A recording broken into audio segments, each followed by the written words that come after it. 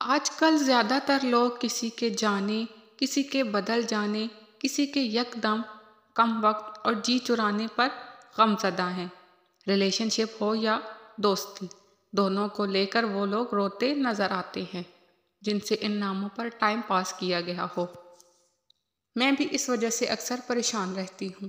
آسان سا مشورہ ہے، کوئی کچھ بھی کرتا رہے، مطمئن رہیں کسی کے زندگی میں یکدم آنے اور آپ کو وقت دینے کو اتنے دل و جان پر سوار مت کرے کہ پھر بدلتے رویے کو دیکھ کر دکھ ہو اور بدلتے رویے کو دماغ پر چڑھائیں، چاہے وہ آپ کے ماں باپ، بہن بھائی اور دوست ہی کیوں نہ ہو۔